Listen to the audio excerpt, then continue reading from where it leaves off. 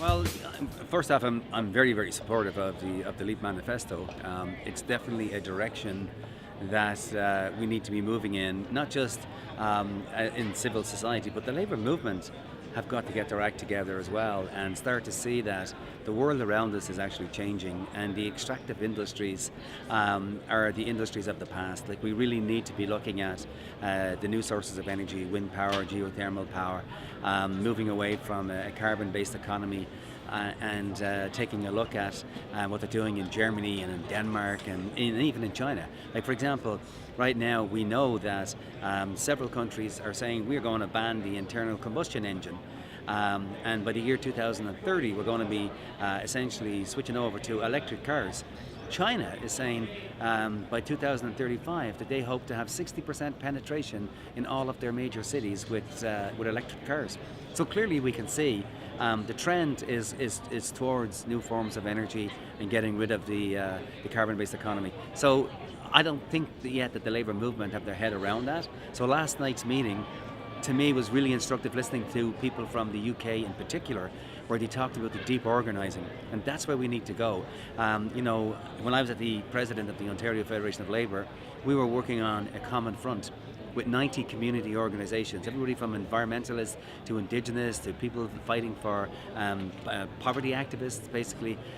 So all of those folks were coming together, and this is what we need for the leap to be able to grow. We must move beyond the folks that we're reaching out to every day. We need to build a whole new movement, and that movement is very, very much like what Bernie Sanders built down in the United States, what Jeremy Corbyn built in the UK. We need this here in Canada, and sadly and unfortunately, here we are in NDP convention, and it's not on the floor anywhere. It's not even on the agenda to talk about the Leap Manifesto, and that's a serious flaw and a real missed opportunity, I believe, for the NDP to differentiate themselves from the Liberals and from the Conservatives, to be able to say that we have a different vision, and that vision is about a new energy and moving away from a carbon-based economy, and we have to make that transition pretty quickly.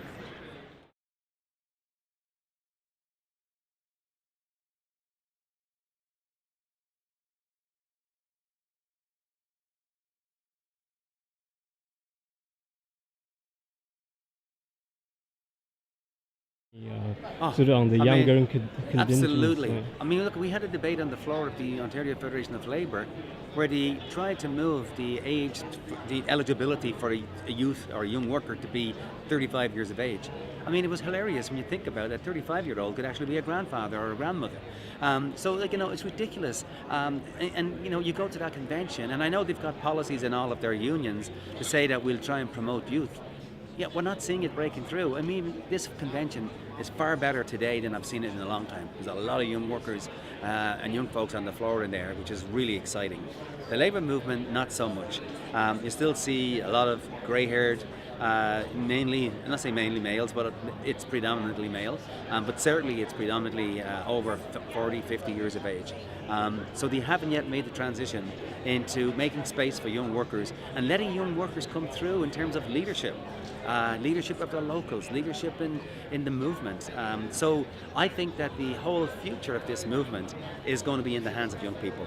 And really and truly, people ought to start moving aside and making space for young workers and allowing them to be progress through the ranks and get into leadership roles. Because, look, you take a look at any politician on the Hill or even at Queen's Park.